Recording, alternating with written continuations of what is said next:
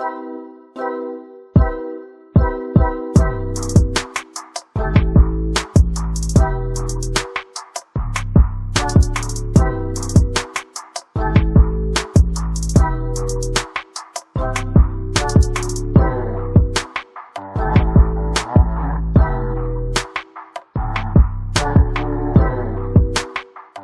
morning, good afternoon, good evening, whatever time of day it is for you. Welcome to Unregulated Leadership, where we talk about all things leadership. And we have Latoya with us today. If we have those clapping hands. And Christina. Christina is in her second year. She's going to tell us a little bit about herself, but she is in a second year at William James College in the OLP program, and she is doing her practicum with Unregulated Leadership. And so, welcome, Christina. Thank you. Thank you for having me. Excited to have this conversation. Yes, yes. Latoya, you want to say anything to the people? Hi. Yeah, I'm Dr. Latoya Johnson-Pride now. Look at that. It's been almost a year. Uh, Wow. and I'm sure you'll get something great out of this. And feel free to contact Lavonya if you have other ideas. Yes, feel free. I'm here. So, Christina, the first question that we have for you is what brought you to William James College in the first place? Like, how'd you even end up here? Oh man. This was quite some journey actually. I graduated with a master's. I think it was back in 2018. And it was really weird. As tired as you are, it just kind of felt like what's next. I had a master's in healthcare administration. And my CEO at the time, I worked very closely with, and he would ask, like, he's like, oh, did you ever read, like, Adam Grant? Did you ever, like, did you ever look into this? And I'm like, what? Like, what? Like, never heard of it, like, never heard of him. And he's like, it's just really interesting because the way you approach, like, I was a director of quality, like compliance, all this other good stuff. And he's like, just the way you approach um, problem solving, how you interact with people. He's like, you just really look at it from a different angle. Like, you don't shy away from kind of getting to like the root of the issues, making those connections with people, understanding that behavior. So long story short, I was just on this whole mission, like, what exactly is it that I want to study? And through good old LinkedIn, I somehow came across Dr. Rudell. Um, I don't know how it happened. It like just kind of came across Dr. Rudell and then connections with people that would eventually become my now cohort, which was pretty cool. Like we had so much alignment and, I sat on it, no joke, for about a year. And thought like, there's just too much going on in life. And long story short, just realizing there's never going to be a right time. Just gotta jump and do it. So that's what I did. And I'm here, second year, and that flew. That's awesome. Dr. Riddell is a friend of the podcast. We interviewed him very early on, and also a great professor. So when you think about leadership, Christina, what immediately comes to mind? Is it a action, a characteristic? Um, how would you describe it? When it comes to leadership, personally, I feel it's multifaceted. Like, it's number one, it's like you have your own core values that you abide by, right? And then it's just what are the values? What's the mission of the organization that you're working with? Seeing where that alignment is and being that driver, like like leading that every single day. And also just thinking about it from the perspective of the team that you're working with. Because working, you know, it's always been the way I operated is, we're here at the end of the day to serve that mission, but it is my duty as a leader to ensure that my team has the right resources, that they're being heard, and that they're being supported in every aspect. And it's not easy. Like that's the one thing I have learned and am continuously learning is that true leadership is not for the faint at heart. It's like there is so much that goes in, and it's not what I grew up thinking, like leadership, it's the glam and the glitz. It could be the glam and the glitz if you're not doing it correctly, and you've got others that are really behind the scenes doing it. It's gritty. True leadership is gritty. Yeah, I think people underestimate the emotional labor that goes into being a quality leader. So I'd agree with you there. Yeah. Emotional grit. Hmm. Like that should be a title of a book. Like it is an emotional journey. And in your position or the positions that you have, um, what could some of the chapters be in this book, in this emotional grit book? What would you, what would you say like people need to know about the emotional grit? Because a lot of times people focus on leadership like in title and position and power. But if we gave you the book called Emotional Grit for Leaders, right? Like before it's not about power, position, what would be the chapters? What would we need to tell the people that they before you sign up for this? What they need to know that these are emotions and things that you're going to need to know and manage. I'm going to That's start a writing great my question. book. I think the first thing is number one, know yourself, right? Like know yourself, where understand where your boundary is, right? Like because it's going to be tested every day. Your values, all of that, they're going to be tested, and then understanding where do you draw that line? Right? Like when do you have to kind of do that, like that moment, where does that, fork in the road come where Mhm. you have to make that decision? Take care of this because leadership can be a complete mind, you know what? Like between dynamics, um, from, others that you're working with, the team that you're working with, you have to have that true understanding of what do you put in your backpack, what do you take out? Because there's truth in what people say, but I'm a firm believer in it's, the action that you're putting forth is like there's so much more. um, like if I'm having a conversation with you, I'm going to learn a lot more about a situation by your body language. That silence in between everything can oftentimes speak louder than words. But I would just say is knowing yourself, knowing where that fine line is, um, but also the importance in those moments when you have to walk away. It's not a failure. If anything, it's that springboard to the next opportunity. Take away from it, like it gets ugly when you have to do that self-reflection and understand that, okay, yeah, there might have been things that you could have done differently than the outcome, but at the end of the day, it's also understanding like it's not a failure. It's a learning lesson that you will then take forward into your next story, into your next chapter. So I feel those are some of the key pieces, but it's still getting written. So Do you have chapters you'd like to add, Dr. Douglas? So I was thinking when she said it's okay to fail, I was thinking, y'all know Cy Man when she talks about failing forward. Mhm. Like she has like this whole thing about failing forward. And when you were talking, that's what I was thinking about because it's like a lot of times people are like I wasted time or this didn't work out so I like lost this or I lost that or you know I had this terrible leader so I could have been learning and so I needed this other person to help. But like every moment, every good leader, every not so great leader, every good situation, every not so good situation is like a learning lesson. Like life is legit a journey. Um, and so almost like one of the chapters could be like the journey that before you got here, like writing your journey. It could be a practical application book. Okay. It doesn't even have to be a book that they just read. They have to self-reflect also in some other chapters so we can have some content. Maybe every other chapter some content and then self-reflection, a whole book on self. It could be like a year long, like it could be a part of a I'm going left. I'm you're going going, left. you're going left. I'm thinking like this could be a pop-up book. Like The whole thing. Latoya, what chapters would you add? Oh, so I definitely add a balancing them versus you, right? I think Mm.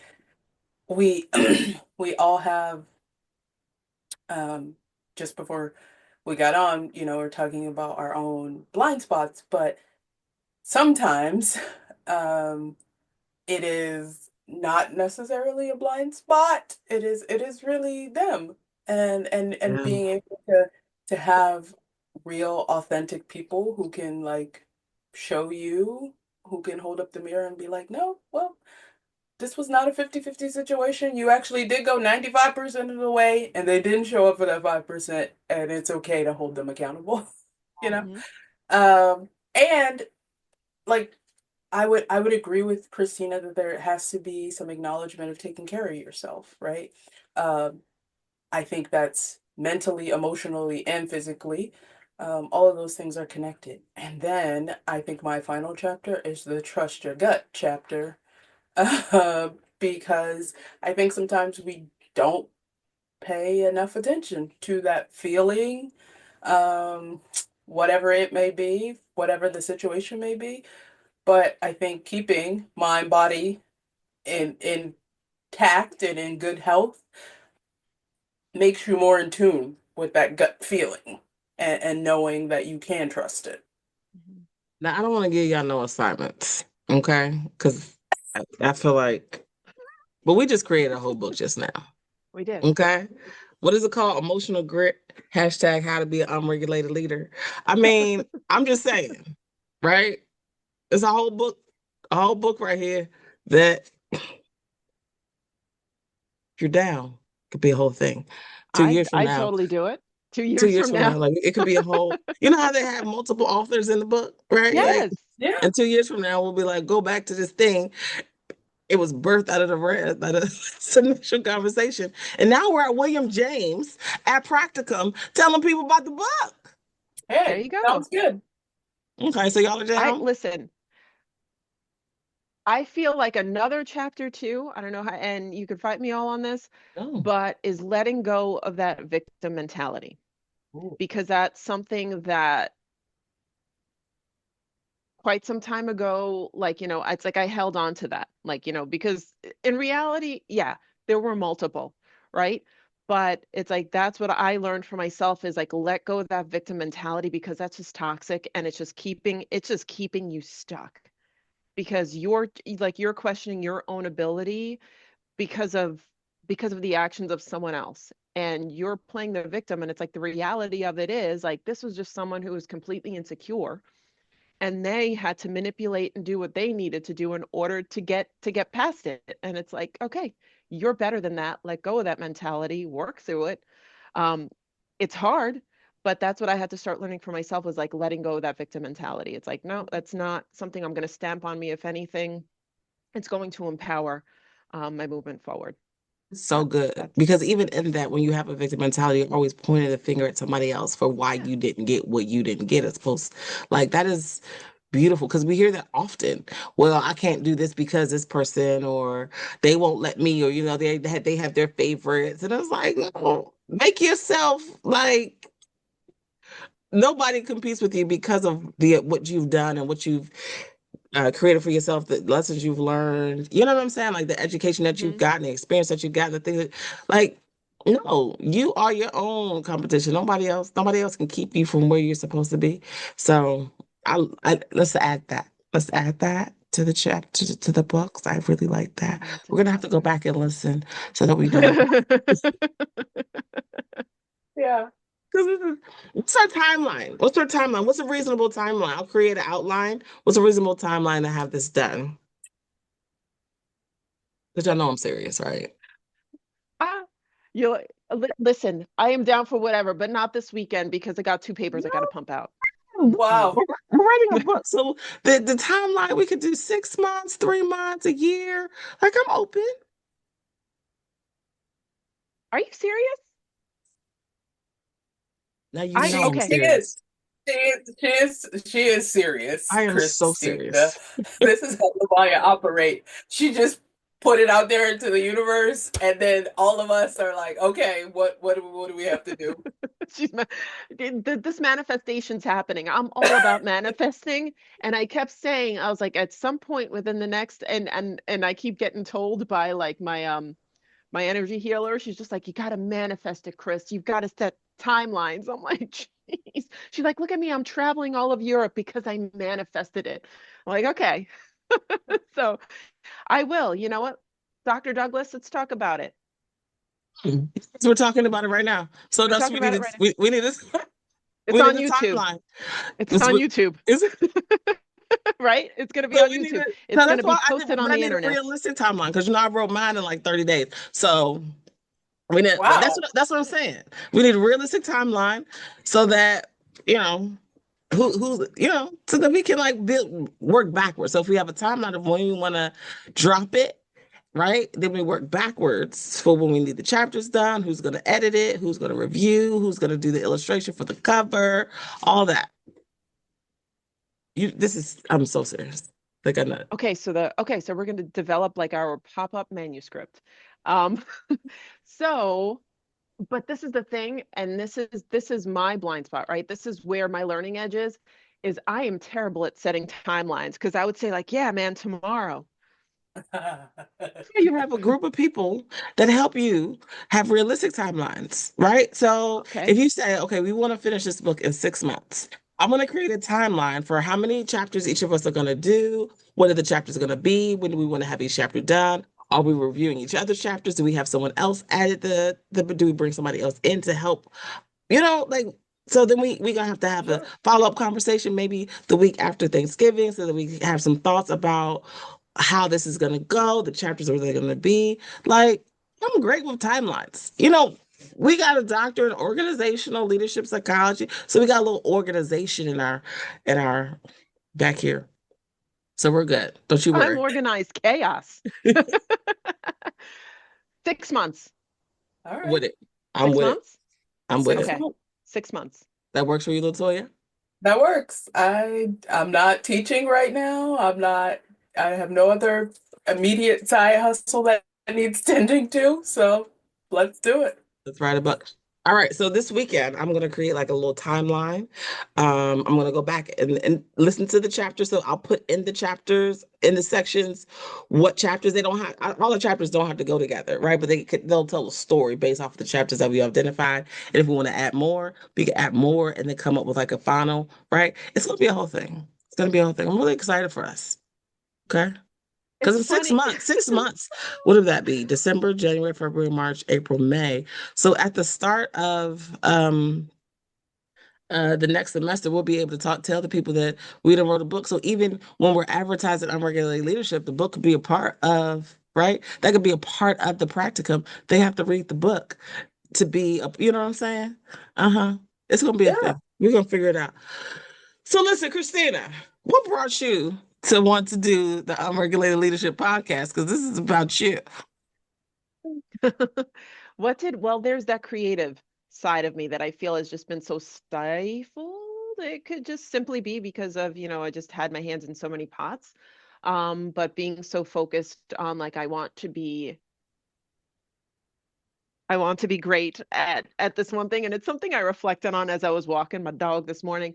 It was just like, man, Chris, like you consistently hear it, but you can't be given 100% to like 15 different things. And it's going to ebb and flow. And I'm like, all right, Chris, right now, what you got to do is kind of take that step back, and start to give a little more to yourself. So what got me into the podcast, it's like here, was I am so used to being drawn to fixing things.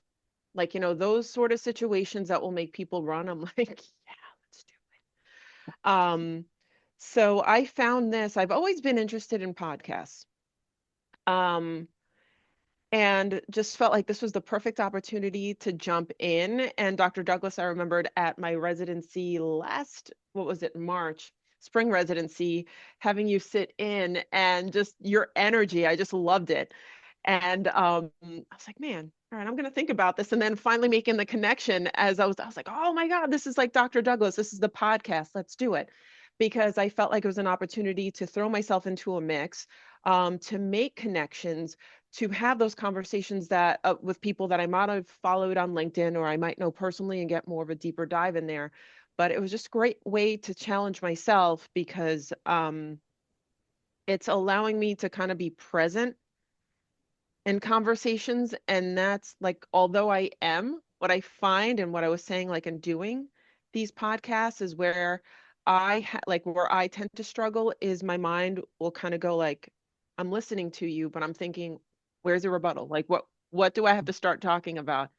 And it's just practicing that presence. So it's forcing me, it's helping me with a lot of things. It's having me uncover some things I never understood about myself, but it's making me also, it's opening up opportunities here, having this conversation. We're writing a book, putting it out there.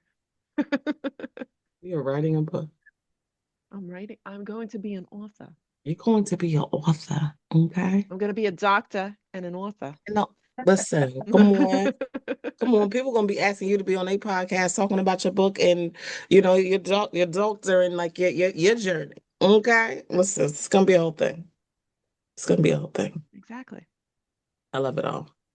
Christina, tell us a little bit about like what realm of leadership you're interested in. We've had a host of students, and I know for myself, um, I used to, I I came into the program as an educational administrator thinking like this could be so much better. And I'd had my own, leadership battles, and I'd had my fair share of I think leaders that I thought were questionable. And it was about me wanting to be better than the leadership I knew. But during my process, I realized that leadership at home also mattered. I wind up getting married during um, my, grad school journey, and it was eye-opening. It really did just kind of show me that that leadership matters in all aspects of our lives and not just in our work, you know. Um, Mhm. so what's been most intriguing for you, I guess? It's interesting you say that because that's what I'm learning is Mm, that it starts at home, right? It starts with yourself, is like leading yourself. Um, because it's like I can only be the best wife, the best daughter, sister, leader if I take care of myself. So that's something I've learned. But then it's like when we talk about leadership as well, is understanding that or realizing that it's not just singular, you have a team. So when we're talking about that village, is realizing like it is okay to not have to like be the one going full throttle like 100%. Like it's totally it's okay to be like, okay, like hun, I need you to do X, Y, and Z for me. That's going to help lessen the load. It's okay. I'm a caretaker. My mom lives with us, right? But she's 86, you know, Puerto Rican lady could run circles around a 40-year-old. Um, she, instead of me feeling like, oh, I don't want her doing this, it's like realizing this brings her joy, Mhm. this keeps her going. So it's like, I am just truly fortunate that I come home, it's like I've got a house that's clean. My mom could be cooking. It's like when I'm heading in, it's a late day and heading in for class at like 6:30 that I got to hop online. My husband, it's literally like I feel like I'm running a marathon. Like, I walk through the door, he's grabbing my stuff, doing all this, and it's like computers up, this and that. I'm like, man, I'm truly fortunate for that. So that's the one thing I've learned is, that's where it really, really matters is at home. And from there, you can just start to build. It's yeah, good stuff. it is definitely, I think people underestimate, only I think recently more people are going through graduate school, doctoral programs, and working full time.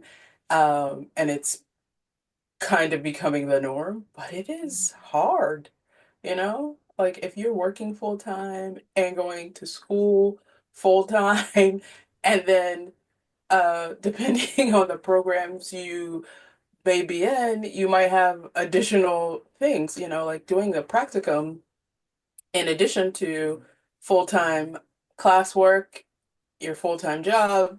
It's like two full-time jobs and a part-time job, and where are the hours and the days going, and how do I sustain? So it is necessary to have a village.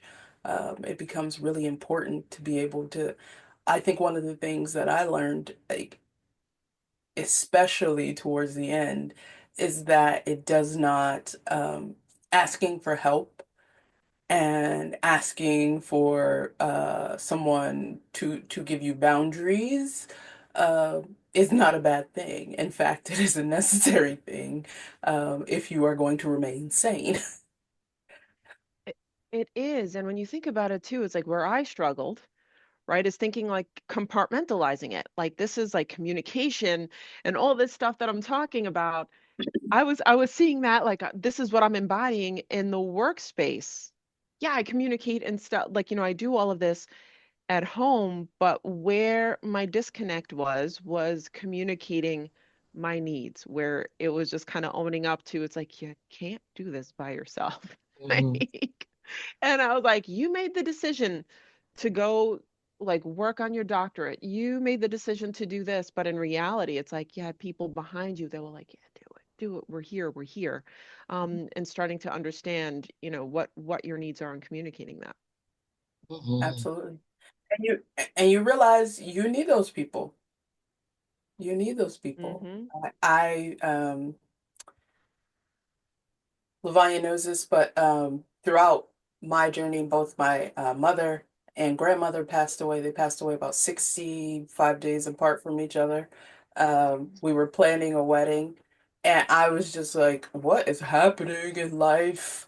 And my spouse, who is kind and amazing, was like, you can take a break, but you gotta finish. We don't put a lot of money and time into this. You gotta finish. And I was like, okay then. And I did. And I took several breaks actually. And ultimately we finished. And if not, I think if not for um, the hours and days and, the nights and mornings that, she saw me slaving away, trying to read this article or finish this assignment before we, go on vacation or, having to bring, book, having to bring an extra bag on vacation because it was filled with books, all of those things. Um, Mattered. And if not for those, and if not for having her along on the journey with me, I don't know if I would have finished. I think there was definitely a significant amount of time where I would have said, okay, I got a good deal out of this, and I don't Mhm. know if I need to be Dr. Latoya.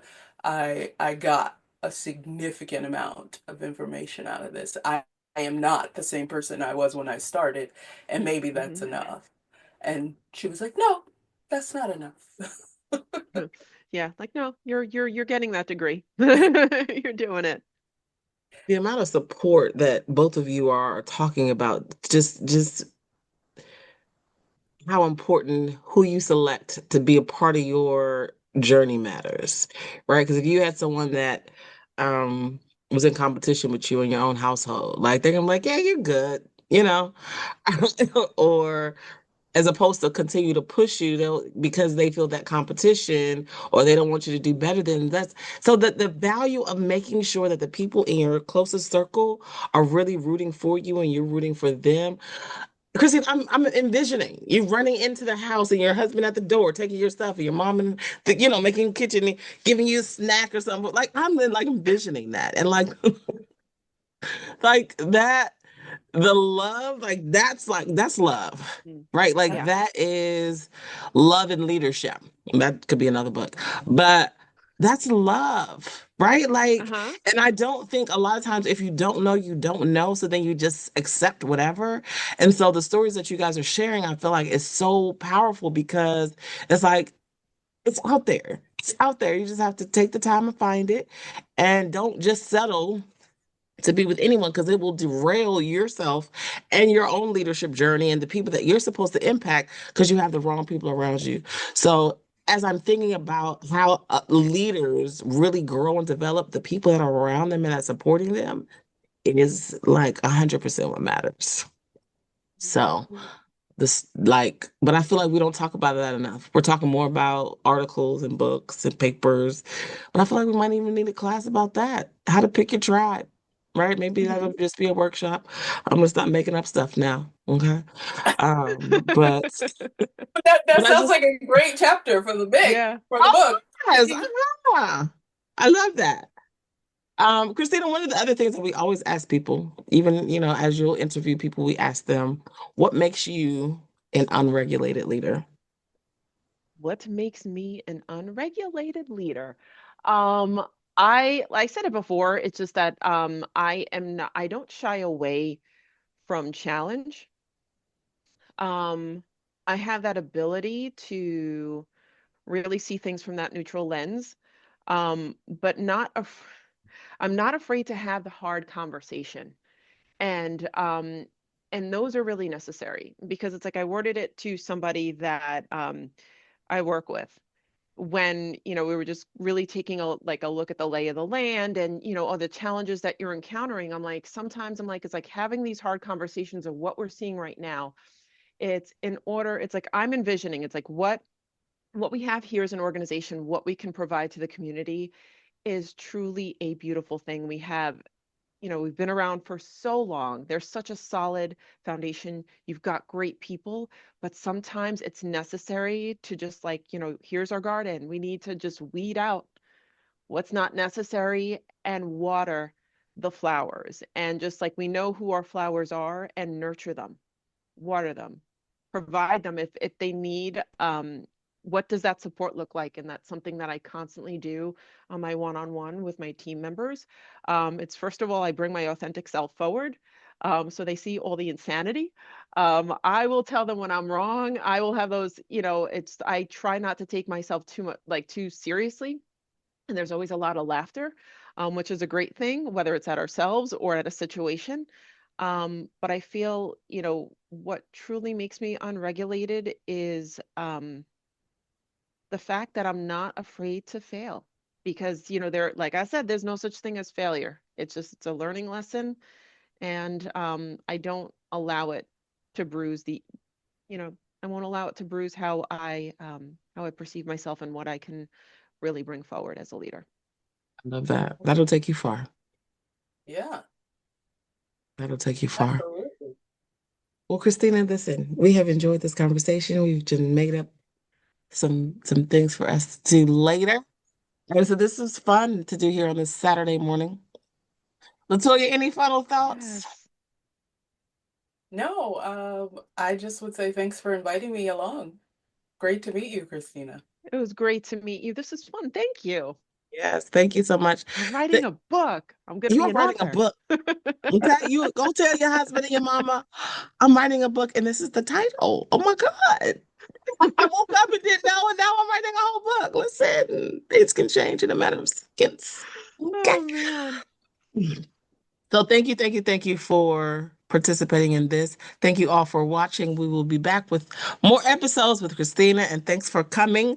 Latoya, we pull her back in every chance I get. I'm like, come on, you want to do this? You want to do this? Hey, look what I found. You want to do this? And she's always like, sure. Sure. Okay. So as long as she keeps saying yes, I'm going to keep asking. So, but thank you all, and we will see you soon. Bye bye.